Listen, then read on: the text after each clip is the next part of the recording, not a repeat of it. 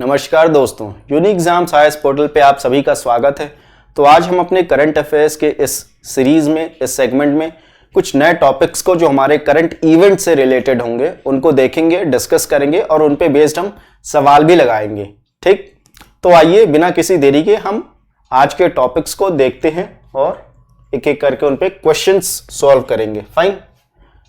तो आज का हमारा जो पहला टॉपिक है ये इंडियन पॉलिटी से जुड़ा हुआ ये टॉपिक है। जैसा कि आप स्क्रीन पे देख रहे हैं कि सुप्रीम कोर्ट ने क्या कहा कि no bar on contesting 2 seats in a poll. ठीक, ये इलेक्शन से जुड़ा हुआ ये हमारा सवाल है। ठीक, ये हमारा इलेक्शन से जुड़ा हुआ सवाल है जिसपे रिसेंटली सुप्रीम कोर्ट ने अपना बयान दिया है कि जो मैक्सिमम 2 सीट्स पे कोई भी कैंडिडेट, एक तरीके से जो इंडिया में जो कॉन्स्टिट्यूएंसी बेस्ड इलेक्शंस होते हैं, मैक्सिमम 2 कॉन्स्टिट्यूएंसी पे जो है एक इंडिविजुअल या कैंडिडेट जो है चुनाव लड़ सकता है। ठीक है, तो कई लोगों की मांग की जा रही थी कि इसको, ये जो लिमिट है मैक्सिमम जो 2 कॉन्स्टिट्यूएंसी है, इसको घटा के सिंगल कॉन्स्टिट्यूएंसी कर दिया जाए। मतलब एक तरीके से एक कैंडिडेट जो है सिर्फ एक ही कॉन्स्टिट्यूएंसी से चुनाव लड़ सकता है। फाइन। तो इसी से जुड़ा ये मुद्दा है।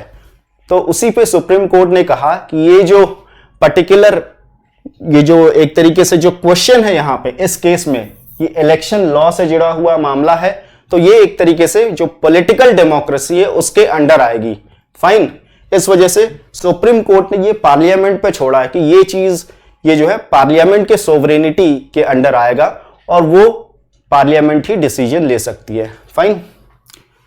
तो जैसा कि आप देख सकते हैं कि Supreme Court refuse to set aside a provision, तो इस वजह से सुप्रीम कोर्ट ने इसको हटाने से मना कर दिया, इसको सिंगल कैंडिडेट सिंगल कॉन्स्टिट्यूएंसी घोषित करने से मना कर दिया, बिकॉज वो उसके डोमेन में नहीं है। फाइन।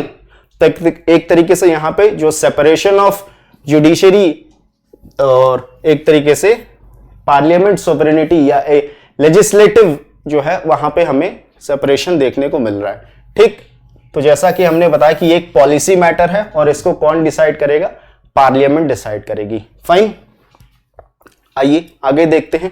तो अगर हम जो 2 कॉन्स्टिट्यूएंसी का जो प्रोविजन है कि एक कैंडिडेट 2 सीटों से लड़ सकता है, ये कहां पे मेंशन है, इसकी बात की जाए तो अगर हम पहले अर्लियर की बात करें तो एक कैंडिडेट कितने भी नंबर ऑफ सीट्स पे चुनाव लड़ सकता था। फाइन। लेकिन इसको बाद में चेंज किया गया, बदला गया।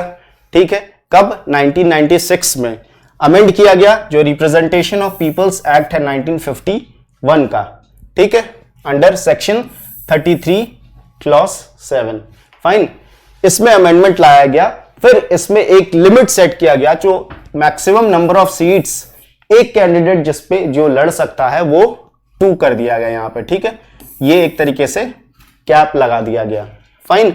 तो करंटली अभी यही चल रहा है कि अभी भी क्या है, एक कैंडिडेट 2 सीटों से लड़ सकता है। फाइन। तो सिंस 1951 अगर हम बात करें, थोड़ा और पीछे जाए, तो बहुत सारे पॉलिटिशियंस जो हैं इस प्रोविजन का जो है इस्तेमाल अपने फायदे के लिए अलग अलग जो है मोटिव से इसका यूज करते थे और कई सीटों पे चुनाव लड़ते थे। चाहे कुछ में भी रीजन हो सकता है उनका कि जो ओपोनेंट का जो वोट बैंक था उसको डिवाइड करने के लिए, या फिर अपने जो पार्टी का जो एक तरीके से और दबदबा है उसको अक्रॉस द कंट्री बढ़ाने के लिए इस्तेमाल करते थे। ठीक है, बाद में इसको 1996 में इसको अमेंडमेंट कर दिया गया था और 2 सीटों की एक तरीके से मैक्सिमम कैप लगा दी गई थी। फाइन। तो अगर हम बात करें, अगर इलेक्शन से जुड़ी हुई एक और बात करें कि जो इलेक्शन और होते हैं या बाई इलेक्शंस होते हैं, तो उसका जो शेड्यूल है वो कौन डिसाइड करता है? तो वो हमारा इलेक्शन कमीशन जो है उसको डिसाइड करता है। फाइन। तो अगर हम रिसेंट के कुछ इंपॉर्टेंट इवेंट्स की बात करें तो इलेक्शन कमीशन ऑफ इंडिया द्वारा जो है गवर्नमेंट को recommend, time to time recommend किया गया ये कि ये जो 2 सीटों का मुद्दा है इसको चेंज करके कितना, सिंगल सीट, मतलब 1 कैंडिडेट जो है 1 कॉन्स्टिट्यूएंसी इसको कर दिया जाए। फिलहाल अभी गवर्नमेंट के द्वारा ऐसा कोई डिसीजन नहीं लिया गया है। फाइन। ठीक है, और लोगों के द्वारा ये मांग की जा रही है इसको, ये जो पहले का जो प्रोविजन था 1 पर्सन 1 वोट, ठीक है, इसको एक्सपैंड करके इसको मॉडिफाई किया जाए, इसमें बदलाव लाया जाए और क्या किया जाए, 1 person 1 vote 1 candidate and 1 constituency करने की मांग की जा रही है। फाइन। और इस बात का सपोर्ट इलेक्शन कमीशन भी करता है। फाइन। तो आइए क्वेश्चन देखते हैं। आप अपने हिसाब से दोनों मीडियम में जो है क्वेश्चन देख सकते हैं और सॉल्व कर सकते हैं। फाइन। तो पूछा जा रहा है कि with respect to Indian polity consider the following statements.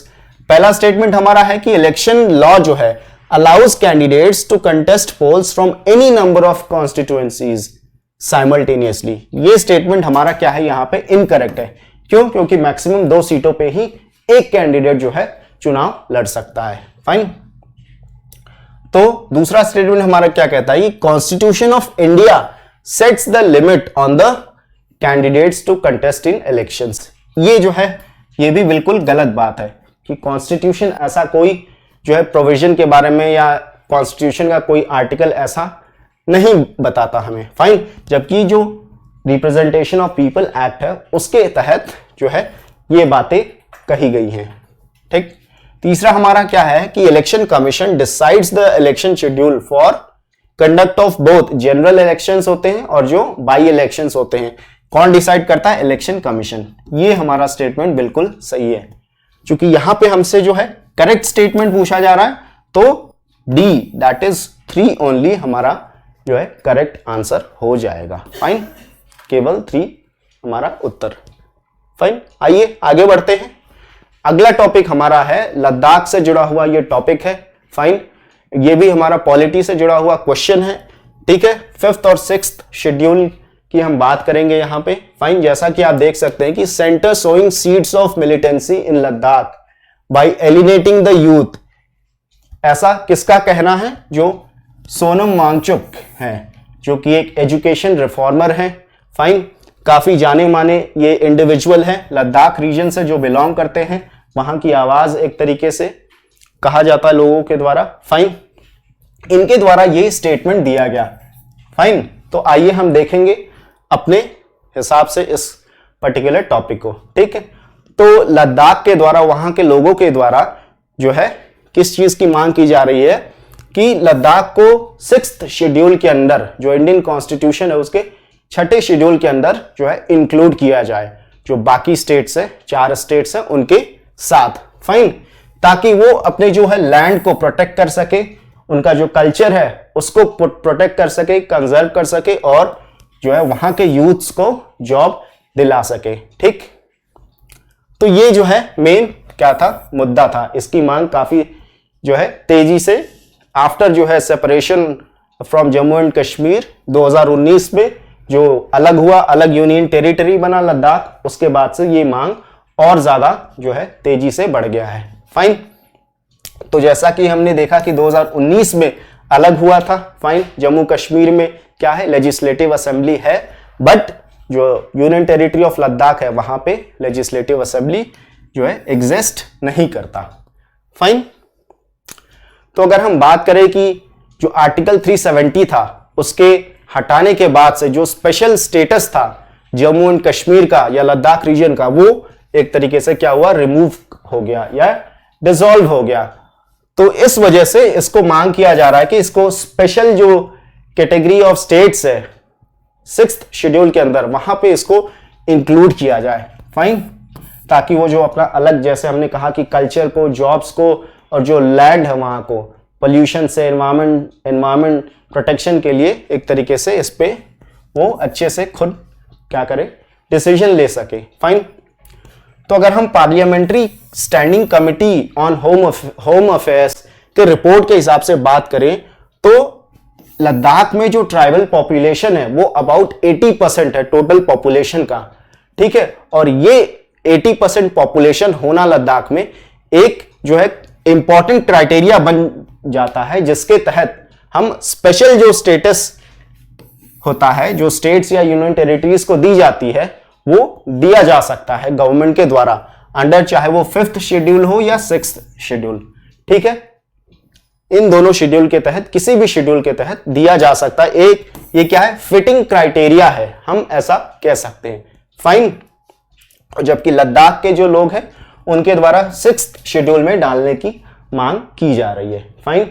और इसी वजह से सोनम जो वांगचुक है वो उनको हाउस अरेस्ट भी किया गया था बिकॉज ऑफ दिस डिमांड, और वो एक तरीके से फास्ट भी रख रहे हैं अगर करेंटली देखा जाए तो लद्दाख में, ठीक है, in the support of people of Ladakh. ठीक, तो हम 6th शेड्यूल की बात करें तो इट प्रोटेक्ट्स जो ट्राइबल पॉपुलेशन है उसको प्रोटेक्ट करने की बात करता है, और वहां पे जो है एक तरीके से ज्यादा ऑटोनॉमी देने की बात करता है ताकि वहां के जो ऑटोनोमस डेवलपमेंट काउंसिल हैं उनको स्टैब्लिश किया जाए और वो जो है सर्टेन जो एक तरीके से टॉपिक्स पे वो डिसीजन ले सकते हैं। फॉर एग्जांपल जो लैंड है या पब्लिक हेल्थ है या एग्रीकल्चर है उस पे वो लॉज बना सकते हैं, ठीक है, और डिसीजंस ले सकते हैं। फाइन। तो जो ये ऑटोनोमस डिस्ट्रिक्ट काउंसिल है they do not fall outside the executive authority of the state concern. मतलब ये क्या है, ये अलग कोई रीजन नहीं है ऑटोनोमस डिस्ट्रिक्ट काउंसिल, ये उसी स्टेट का या यूनियन टेरिटरी का वो हिस्सा रहता है, जो एग्जीक्यूटिव अथॉरिटी है उसके तहत ही ये एरिया जो है डिसाइड किया जाता है। फाइन। तो अगर हम आर्टिकल 244 के तहत बात करें तो जो 6th शेड्यूल है करेंटली अगर बात करें तो डील्स विद एडमिनिस्ट्रेशन ऑफ जो ट्राइबल एरियाज हैं उसके एडमिनिस्ट्रेशन के लिए काम करता है, और अभी जो है ये 4 स्टेट्स में एग्जिस्ट करता है। फाइन। कौन कौन से हैं? असम, मेघालय, त्रिपुरा और मिजोरम स्टेट्स में, ये चारों जो स्टेट्स हैं वो 6th शेड्यूल के अंदर आते हैं। फाइन। सॉरी। तो इस शेड्यूल के तहत अभी तक एज ऑफ नाउ अगर हम बात करें तो 10 ऑटोनोमस काउंसिल्स बनाए गए हैं अगर हम चारों स्टेट्स को के एरियाज को मिला दें। फाइन। तो along with autonomous district council अगर हम बात करें तो 6th schedule also provides for ये सेपरेट रीजनल काउंसिल की भी जो है डिमांड को पूरा करता है। फाइन।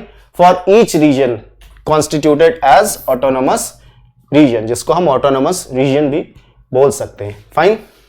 जिससे कि वो अपना खुद डिसीजन ले सके और अपने जो बेसिक जो लॉज हैं उसको फ्रेम कर सके, इतनी ऑटोनॉमी उनको दी जाती है। फाइन।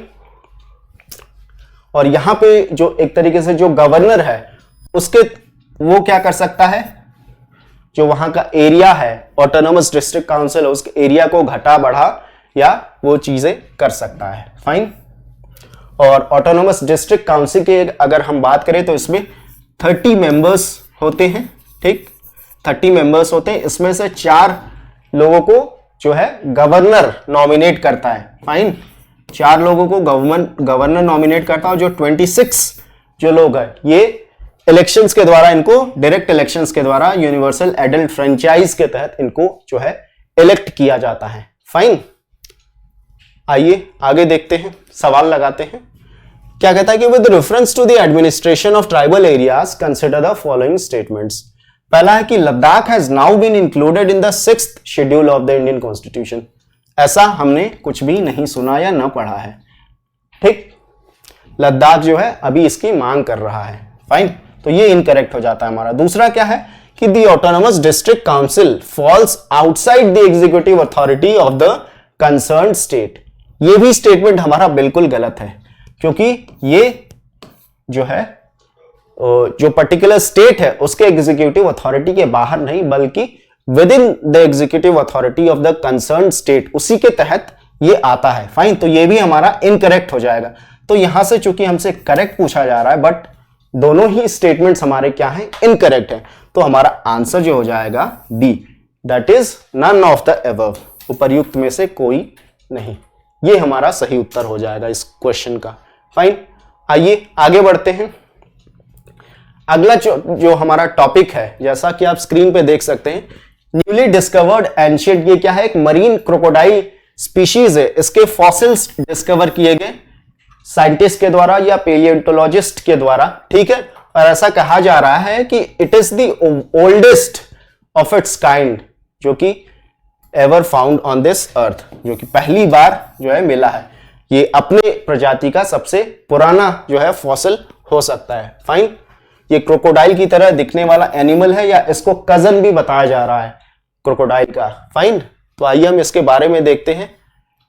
तो इसका नाम क्या है, थैलेटोसूचियन, ठीक है। ये इसको क्या कहा जा रहा है कि ancient cousin of modern day जो क्रोकोडाइल हम देखते हैं उसी का एक हम रिश्तेदार या कजन इसको बता सकते हैं या कह सकते हैं। फाइन। तो ये कहां पे डिस्कवर किया ये फॉसिल? ये Jurassic coast in United Kingdom, यहां पर डिस्कवर किया। वहां पे जो है इसका बॉडी के पार्ट्स मिले, जैसे हेड, बैकबोन और लिम्स जो है देखने को मिले। फाइन। तो ये जो न्यूली डिस्कवर्ड फॉसिल है, ठीक है, it represents the only complete thalattosuchian of its age, ठीक, जो कि किस टाइम पीरियड, अगर हम टाइम पीरियड की बात करें तो बताया जा रहा है कि जो अर्ली जुरासिक पीरियड था, ठीक है, उस पीरियड के दौरान ये मतलब बिलोंग करता है। फाइन, या कर सकता है। फाइन, जो कि अगर हम आज के टाइम से अगर देखें तो अबाउट 185 मिलियन ईयर्स अगो पहले की बात है, ठीक है, अगर हम जुरासिक पीरियड को देखें। फाइन। तो इसकी डिस्कवरी से और ज्यादा जो हमें नॉलेज या इंफॉर्मेशन इसके बारे में पता चलेगी, जो क्रोकोडाइल स्पीशीज हैं, ठीक है, और एक तरीके से जो फॉसिल रिकॉर्ड है उसमें भी एक तरीके से मतलब उसके इंफॉर्मेशन या नॉलेज बेस में और पहले से और ज्यादा क्लैरिटी जो है सामने आएगी। फाइन।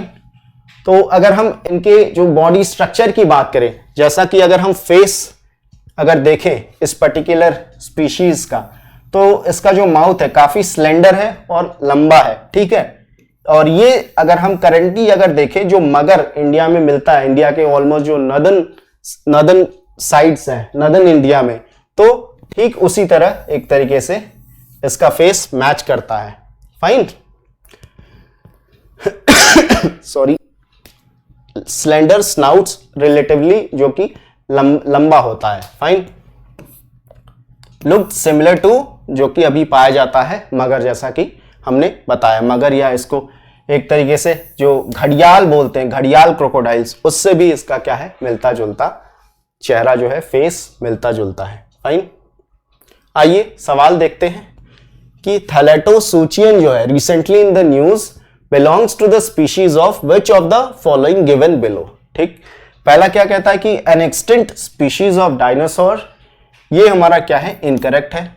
दूसरा है कि ancient cousin of modern day crocodile, ये स्टेटमेंट हमारा क्या है सही स्टेटमेंट है, ठीक, इसके बारे में हमने पढ़ा। तीसरा है कि स्पीशीज ऑफ व्हेल नहीं। चौथा क्या है newly discovered species of bird found in the western घाट, ये भी क्या है इनकरेक्ट है हमारा। तो हमारा आंसर जो है वो हो जाएगा बी, ठीक, आधुनिक मगरमच्छ के प्राचीन या चचेरे भाई या कजन हम बोल सकते हैं। फाइन। आइए अगले टॉपिक की ओर चलते हैं। अगला टॉपिक हमारा जो है ये भी लद्दाख से जुड़ा हुआ ये टॉपिक है, ठीक है। कहा जा रहा है कि Yaya Tso to become Ladakh first biodiversity heritage site, ये बन सकता है लद्दाख का पहला बायोडाइवर्सिटी हेरिटेज साइट, ठीक है, ऐसा प्रपोजल दिया जा रहा है लद्दाख के द्वारा। फाइन। यायासो क्या है? ये हाई ऑल्टीट्यूड लेक है। क्या है? हाई ऑल्टीट्यूड लेक है हमारा। फाइन। एक तरीके से इसको बर्ड्स पैराडाइज बोला जाता है, जहां पे बहुत सारे जो है डिफरेंट स्पीशीज ऑफ बर्ड्स देखने को मिलते हैं। फाइन। और ये जैसा कि मैप में अगर हम देखें तो लद्दाख में एक तरीके से यहां पे ये जो एरिया हमारा ये क्या है यायासो लेक हमारा मिलता है। फाइन। तो आइए देखते हैं। जैसा कि हमने बताया इसको बर्ड्स पैराडाइज बोलते हैं बिकॉज जो अलग अलग स्पीशीज के बर्ड्स हमें देखने को मिलते हैं। फाइन। तो इसको प्रपोज किया जा रहा है कि ये आगे चल के लद्दाख का फर्स्ट बायोडाइवर्सिटी हेरिटेज साइट बन सके। तो जो बायोडाइवर्सिटी मैनेजमेंट कमिटी है और पंचायत ऑफ चोमाथांग विलेज, ठीक है, लद्दाख में जो एग्जिस्ट करता along with secure Himalaya project, ठीक, इनके द्वारा ये प्रोजेक्ट एक तरीके से रिजॉल्व किया जा रहा है या डिसीजन लिया जा रहा है या प्रपोजल रखा जा रहा है कि ये जो है यायासो को लद्दाख का पहला बायोडाइवर्सिटी हेरिटेज साइट घोषित किया जाए। किस एक्ट के तहत? बायोडाइवर्सिटी एक्ट के तहत। फाइन। तो एक तरीके से अगर हम सिक्योर हिमालय प्रोजेक्ट की अगर हम बात करेंगे इसकी भी, ठीक है, तो उसके बारे में अगर हम देखें तो ये पर्टिकुलर जो प्रोजेक्ट है 2017 में इसको लॉन्च किया गया था फाइन। कहां के लिए? जो हिमालयन इकोसिस्टम है, spread over mainly over Uttarakhand, Sikkim, Jammu Kashmir and Himachal Pradesh, ठीक है। और चूंकि 2017 में आया था तो यहां पे जम्मू कश्मीर में लद्दाख भी कहीं ना कहीं जुड़ा हुआ है। फाइन। तो ये क्या है? कोलैबोरेशन है एनवायरमेंट मिनिस्ट्री और यूएनडीपी का, ठीक है, यूनाइटेड नेशंस डेवलपमेंट प्रोग्राम, ये दोनों का कोलैबोरेशन से इस प्रोजेक्ट को चलाया जा रहा है। और फंडिंग की अगर बात करें तो जो ग्लोबल एनवायरमेंट फैसिलिटी है वो इस प्रोजेक्ट के तहत फंडिंग प्रोवाइड कर रहा है। फाइन। तो आखिर इसकी प्रोजेक्ट अगर हम बैकग्राउंड की बात करें तो इसको लाया क्यों गया? बिकॉज ऑफ जो इंक्रीजिंग जो हैबिटेट है उसके डिग्रेडेशन की वजह से उस पर्टिकुलर एरिया में, ठीक है, जो हिमालयन इकोसिस्टम है, साथ ही साथ फ्रेगमेंटेशन ऑफ एरियाज, ठीक है, जो कि ज्यादा इंक्रीज हो रहा है, उसमें और तेजी से बढ़ोतरी देखने को मिल रही है क्योंकि जो वहां के लोकल कम्युनिटीज है वो ज्यादातर जो नेचुरल रिसोर्सेज है उस पर बहुत ही ज्यादा डिपेंडेंट है। फाइन। और उसके साथ साथ जो अनप्लैन्ड इंफ्रास्ट्रक्चर का काम चल रहा है, इन सभी की वजह से ये पर्टिकुलर प्रोजेक्ट को लाया गया ताकि जो सस्टेनेबल मैनेजमेंट है ऑफ जो एल्पाइन रिसोर्सेज या वहां के जो पास्चर्स या फॉरेस्ट है उसको सस्टेनेबली एक तरीके से प्रमोट किया जाए। फाइन। और वहां के जो इकोसिस्टम है या बायोडाइवर्सिटी है उसको बेहतर बनाया जा सके, ठीक है। साथ साथ उस एरिया में जो वाइल्ड लाइफ पॉपुलेशन है कहीं वो मतलब एक तरीके से एक्सटिंक्ट ना हो जाए तो उनको भी कंजर्व करना एक इसके अंदर एक क्या है? मुद्दा है। फाइन।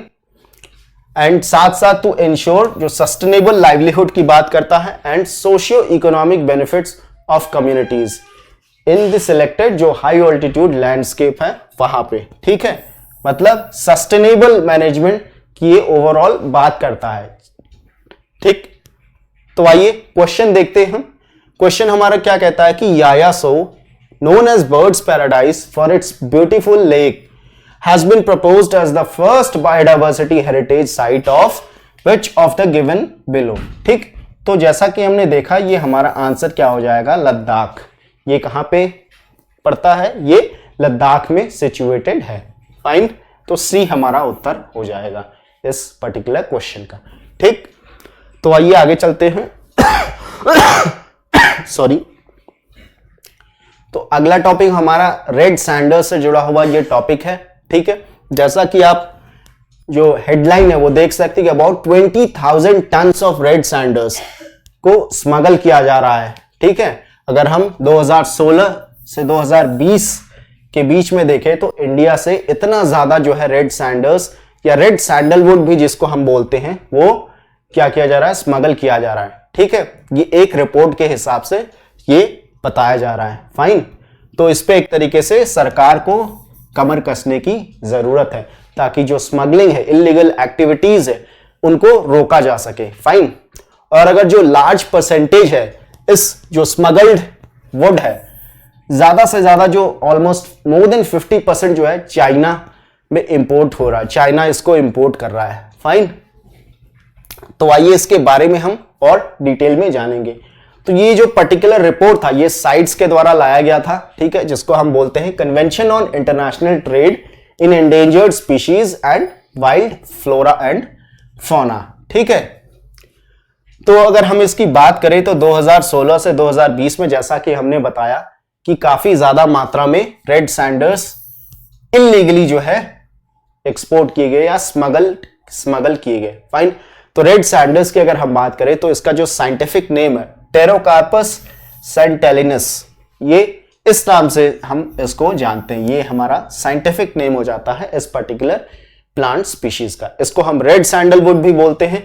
तो ये स्पीशीज कहां पे पाया जाता है? अगर हम इसकी बात करें तो it is native to India और एंडेमिक स्पीशीज है। ये कहां पे? जो सदर्न हमारा ईस्टर्न घाट का सदर्न जो पार्ट है, हिस्सा है, ठीक, जो ईस्टर्न घाट का हमारा सदर्न हिस्सा है वहां पे ये पर्टिकुलर पाया जाता है। सिर्फ यहीं पे इंडिया में ये पाया जाता है।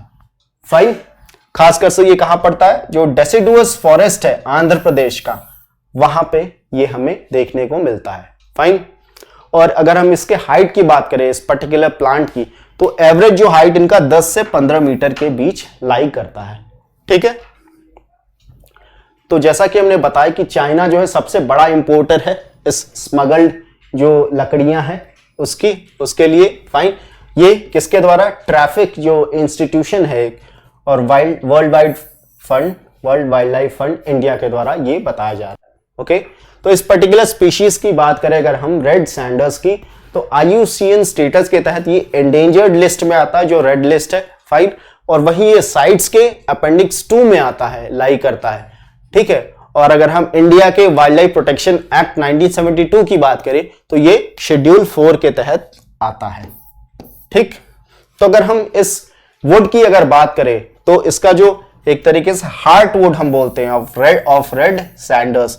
ठीक है, जो बीच की लकड़ी का वुड का जो बीच का हिस्सा होता है एक तरीके से, जिसको हम हार्ट वुड कहते हैं, तो ये बहुत ही ज्यादा डिमांड में है अगर हम डोमेस्टिक या इंटरनेशनल मार्केट की बात करें।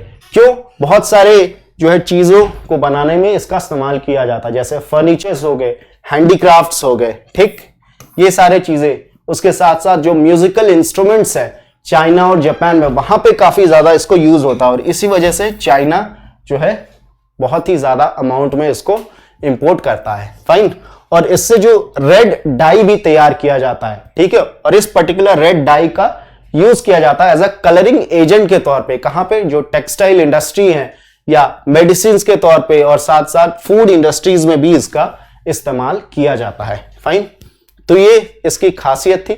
आइए क्वेश्चन देखते हैं हम।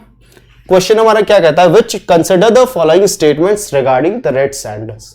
ठीक, पहला है कि pterocarpus santalinus, a plant species found in the southern tropical dry deciduous forest of Andhra Pradesh. ठीक, ये स्टेटमेंट हमारा बिल्कुल सही है जैसा कि हमने बात किया। फाइन, वहीं दूसरा क्या है कि the species is listed as vulnerable in the IUCN red list and falls in appendix 2 of CITES. अगर इसकी बात करें तो ये स्टेटमेंट हमारा कहीं ना कहीं गलत हो जाता है। क्यों, क्योंकि ये वल्नरेबल ना होके ये क्या है, एंडेंजर्ड लिस्ट में आता है IUCN के। फाइन, तो यहां से चूंकि हमसे करेक्ट आंसर पूछा जा रहा है, करेक्ट स्टेटमेंट पूछा जा रहा है, तो यहां से हमारा जो उत्तर हो जाएगा वो होगा A, दैट इज 1 ओनली। केवल एक हमारा सही उत्तर इस क्वेश्चन का हो जाता है। फाइन, तो इस तरीके से आप क्वेश्चंस को ज्यादा से ज्यादा प्रैक्टिस कर सकते हैं। आज के लिए इतना ही। हम कल जो है फिर आपके साथ कुछ नए टॉपिक्स को, नए क्वेश्चंस को डिस्कस करेंगे।